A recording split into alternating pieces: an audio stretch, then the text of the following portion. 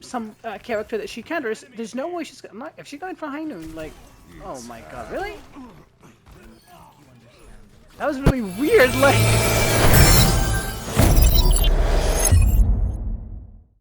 hello, boys and girls, ladies and gentlemen. Welcome to today's video. Today's video is your weekly gameplay of how to get better at tank. This series is for the people that who wanna um, branch out to tanking or tank mains who want to get better at the game. We will show you the absolute most optimal picks and heroes and tips and tricks for every single map and for every single hero, and you're gonna learn honestly tons, especially because tanking is. I've seen one of the comment section yesterday. Someone was like, "Oh, you're a plaid. You're giving tips to when you're a plaid. Maybe you should like help yourself." Blah blah blah. Well, I stopped playing this game to rank up. I enjoying it much more when I make content about it. And second of all, I mean, I've peaked. My highest role in the game is tank. I've peaked at around GM2, hit I think top 500 once or twice. But once I hit GM, I literally didn't climb. So I think I'd like to think that I know good enough. I have good amount of knowledge to share. So yeah, and I don't really rank. I don't really play to rank up anymore. So anyways, obviously we did not show Diva because this is King Show. I kind of don't care about Diva. If Diva's banned in this map, you really shouldn't freak out. As you guys know, I always tell you guys to pick Diva so you show your team that you shouldn't ban Diva. But most maps, in most maps, but in this case and in this scenario, King Show, you don't really need Diva. It's more so a brawly team comp. Now I know a lot of people like to start on Ryan. I prefer Ramatra personally because Ryan gets stuck if he cannot brawl. If they have poke, at least Ramatra can do both. So of course now, we will definitely switch. Really cannot play Orisa into, but I mean she's taking really heavy. Wait. She doesn't have Ana. Okay, we can play Ramatra into Orisa because her support lineup is really bad, and there's no way in hell she can win. With that support lineup because we definitely have a much better support lineup than her. Now we're gonna push a little bit, try to deny the res, and this Orisa is taking a beating, man, as you guys can see. And the Bab, by the way, also we kind of lost the backline fight, but okay, I mean their flanker is dead and we absolutely win. Now even if we fall very tragically bad, I mean immortality, because it was so like unfortunate. But by the way, guys, Baptiste, we have Baptiste. Baptiste is actually the key on winning this game. Bab is absolutely okay. There you go. The switches are coming from the enemy team. If he goes Zen or Ana, we are gonna have to switch, unfortunately. So I'm just waiting to see. There you go. I kind of anticipated the Zen, so now we are forced to play some sort of shield because there's absolutely no way we can. I kind of anticipated it because yeah, because the Rissa cannot win, even though she's playing against her counter. I mean, even though she's playing against someone that she counters. So because of the fact that she got scared of the one shot, so she escaped. But we're gonna wait. Now we know that the enemy team are flanking, so we're gonna watch our flanks. But yeah, because we knew that even if the Orisa playing against some character that she counters, there's no way she's gonna. If she's going for high noon, like, oh my god, really?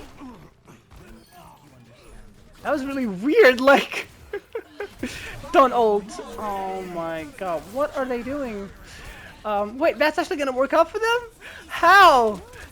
Um, that was not really a good ult because it was like, who did she ult? Like, you sure as hell need help. I need help because that was so badly played by everybody. Oh my god. Well, Bob should definitely seal the deal here. Um, yeah, Bob should definitely clean it up here, and that really, for sure, dude. This Hanzo, bro, like. Oh my god, we're actually gonna lose again. Bro, we're gonna lose! Oh my god, this is actually crazy! Alright, boys and... Okay, thank god. Alright, boys and girls, ladies and gentlemen, welcome back to map number 2 and game number 2. And this is exactly what I was talking about. This is Gibraltar, very high ground dominant map. So in a map like this, you really want to try your best to get Diva in your rotation because you need Diva. You absolutely need Diva in here, and try to ban high ground dominant heroes because odds are Diva will get banned. So try to get Soldier. Honestly, I would highly recommend Ashe on this map. I don't mind Sojourn, even though she's OP as hell. But Soldier, I mean Ashe, Soldier, and I would say something like Baptiste can be very, very oppressing as hell. And I think Soldier will definitely get banned. Oh wow, okay, that's actually crazy. Obviously, Diva's banned, no surprise there. Sombra is banned, the perma-ban character of Overwatch, and Baptiste. So we did get one of our bans, and I think the enemy team got all three of their bans, which is really unfortunate. So in a game like this, guys, you're really going to try your best to build a team comp. I mean, pick a tank based on the team comp and based on what the enemy team goes. Because you're attacking, you can afford to start on a tank and then go back to spawn and then switch. So we do have a very, very flexible support lineup. That means if you want to dive, they can dive and affect me. I mean, they can dive and assist me and influence that fight.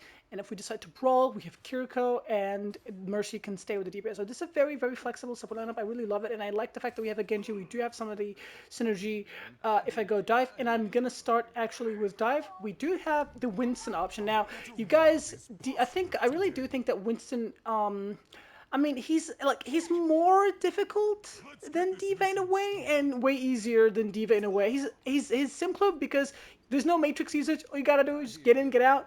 But he's more difficult when it comes to his survivability because you don't have a mech that you can remake. If you die, you actually die, and you don't have a free get out of jail card like Matrix. So your ability usage and everything actually do matter. So we're not gonna dive obviously ASAP. We're gonna just chill for a second and see what the enemy team wants to do. We're going against Sigma, Hanzo, and Cassidy. That's actually a really good matchup for us. But the Life Fever is definitely gonna cause us a lot of issues. Now, very early dive from the Genji. That's why he got punished very hard because I don't want to dive the Hanzo. We want to force the Sigma to drop, and as you guys know, I mean, as you guys can see, we force him to drop because why go high when you don't need to when you can just get free progress on the objective? And this guy is just gonna get himself killed easily because a bad call on his, a bad call from him because he wanted to drop. Now the Hunter's going to be isolated. He's definitely going to die. There's no one can save him. God can't. So why shall Life Fever save him? As you guys can see, Game Sense really, really, really helps you win a lot of free games. I'm assuming the Sigma will not switch. I actually anticipated a Hog switch here, but now we have heavy, heavy, heavy matchup and position advantage, honestly. So they really put themselves, and they set themselves in a very best situation. Very amazing flank from this Cassidy, honestly. And as you guys can see, all of that because we did not go high ground. Like, because all tank players, when they see they're going to dive, there's no need to rush that kill because he might get pulled. I'm not going to risk it. And the Cassidy just put himself again in a very bad position. By the way, do not overcommit when you're going against Life Fever because Life Fever can just pull whatever target that you're overcommitting on. And now that's a free dive for me. Unfortunately, I missed my jump. So that was an awkward jump for me, but he's gonna die. Life Fever was gonna try to keep him alive. I saw that, and now he doesn't have pull, and obviously it was no. We're gonna go with the right pick because there's no, deployables that we can contest. And that Hanzo now is absolutely cooked. We're gonna try to eat the rest. There's no way she's gonna go for that rest because she's not really that bad of a Mercy. Otherwise, I'm gonna be very disappointed in her. Now we have her ultimate, no pull. Okay, now we're gonna go in. This is our sign to go in very heavy on the back line. He doesn't have abilities. He's absolutely cooked here. He's gonna maybe have platform, but that's about it. We actually forced tree, really good tree on our ends that we forced. Yeah, so I didn't, he's teabagging because he's mad that I forced a tree out of it. Very, very, very well played by us. And if you're going to ask me why did I not ult, because there's no need to ult. My entire team was in a reset phase. So now we're going to go into the ultimate. We need to expect, I want to ult the Sigma ult, by the way, because he will solo ult me. I'm going to have to, by the way, I'm going to try to force the pull out first, and then I'm going to go deep. And we're going to definitely go for that Hanzo in a second because he's a top priority. Need to get healed up first. Okay, he got isolated from the Life Fever. No LOS on the Life Fever. He's definitely dead here. Yeah, this is going to be a longer fight, but we need to dismantle the high ground control from the enemy team, and most importantly, the Hanzo. The Hanzo is the issue in my team, so yeah, I'm going to die here, but because the issue is I cannot overcommit on a Sigma or Cassidy because he's gonna get pulled. So I kind of need to like let my pocket Sojin deal with the front line, and I need to like kind of take out the Hanzo. It's really key. And but the issue is it's gonna get rest anyway. So maybe I should change my playstyle into just kind of dominating the Sigma, putting a lot of pressure on him. So we're gonna try to do that. Actually, I'm gonna just boop the Sigma into my team so they can dominate him. But again, the Hanzo, as you guys can see, man, we need to somehow win that high ground battle. Cassidy takes out 2. We're gonna try to deny the res here. Okay, I'm gonna pressure the Life Weaver so the Mercy comes back to peel for him. Or yeah, because she didn't do that, she's gonna have to sacrifice the Life Weaver because she wanted to get the res. So it was one of the two. It was either she can save the Life Weaver or you know, get the res, and she chose to get the res, and she dropped the life. And now this is a very nasty stagger on our end. Yeah, this Sigma is definitely going to get staggered very, very bad because, you know, again, his supports are not there, so very staggered. Good stagger on our ends, and now we shall reset. Obviously, we're going to go with that perk. We know there's a Cassidy over here. He wants to high noon. This Hanzo is very greedy, by the way. There's no way he's going to survive that unless he gets pulled. This Cassidy is absolutely cooked. No way can save him. No pull on, no pull, and now he's cooked. Now that Hanzo is 1 HP. Now we're going to go for that Hanzo again. Absolutely clean gameplay on our end. Yeah, again, he's not going to survive this life. He's also greedy, so we're going to get him as well because he went back to save the Hanzo instead of keeping himself alive. Also, the Ana, very bad decision on her because she decided to touch instead of letting the ball do that. So that dragon might be good actually. Unfortunately, that ball might stall it out actually. So yeah, but we're gonna try to contest high ground. Let my Sojourn deal with the ball because she has much higher burst damage than me. Because the only thing I do to the ball is tickle him. So as you guys can see, we have a very much better support lineup. I literally knew that I'm gonna have that flexibility, and we have much better team as well. We have really good DPS players. They're actually hitting things. There you go. As anticipated, the Hawk switch came later than sooner. So we've seen that.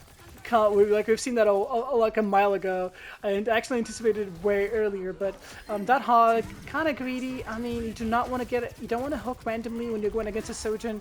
So our saving grace actually is the fact that we have Sojourn. Again, we force early tree. We'll take that trade any day of the week, and because we have Sojourn and Cassidy, this Hog is actually not going to have a great time, and we can actually see and test the waters and keep playing Monkey for a little bit here. Okay, so now that I died, let me just reevaluate. Now, the issue is the Life Weaver. The Life Weaver is going to be the issue. And there's no Cassidy, so even if I want to switch, I'm not going to get punished that hard because there's no flanking. Cassidy's going to high noon my backline. So if we want to switch, I think I'm going to just mirror the Hog. Because I think if I just hook him into my team, I mean, again, he's going to have a little bit of an advantage because of the fact that he has pull. But I do trust the fact that I have a Sojourn that can deal with him. So let's see how this plays out. Give it a try. Oh man, if I knew that we have an Ilari ult. Very bad hook on his end, because yeah, that's just really not going to do much for him. Now he's dead. Because look at that pull. Very disgusting, very nasty, and unfortunately nobody followed up on it. Obviously, we're going to try to... oh my god, he's really low. Okay, very good ultimate on her end. Honestly, keeping my entire team because my Sojourn couldn't peek that Sojourn ultimate, so she has to get away. That dragon, though, I keep getting solo dragon. It's been kind of like causing me a lot of troubles. The Hanzo. You see, like I dropped the high ground. The Hanzo is eating way too much space. The only tank that actually gets a lot of value against that team comp is JQ. So I am gonna be greedy and go JQ because during the tree fight JQ actually gets infinite amount of value. I'm gonna trust myself and gonna go JQ. Obviously you can go Orisa if you want. Orisa is actually a solid pick. This isn't more of an advanced greedy pick because I know my matchups, but you don't have to. JQ is not necessary here. Even if he wants to solo on me, it's not gonna work out for him. Yeah, I knew that. He had to do that because there's other ways. He knew that if I push him, he's absolutely dead. And look at that pull, look at that knife. And we forced an early ultimate from this Hog. He knows that's a very bad hook by him, and he's gonna get his support dead, and we can pull him again. He really can't do much. He's absolutely needed. He's so cooked. He's begging for help. Why is nobody helping him? And unfortunately, well, the Life Weaver came for the save, so it is what it is. Now we have one last fight here. We have JQ ultimate. We have Nano coming up here as long as we can touch. I think 20 seconds should be enough.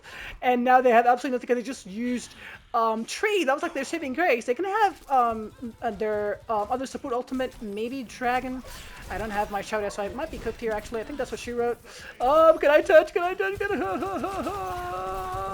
Okay, I touched. There's the ultimate. Okay, now we gotta play our lives. He's absolutely cooked here. Am I dead? We didn't. We cannot get nano. Unfortunately, that was a nasty Ilari ultimate. Um, yeah, that Ilari ultimate was absolutely disgusting. I think that is my support. That is why my support couldn't push because they had the stun effect on them. They were afraid to get triggered because all I needed was just a little bit of heals, and I would have had my ultimate. And unfortunately, that was actually JQ was actually the right call. It was just a little too late, unfortunately.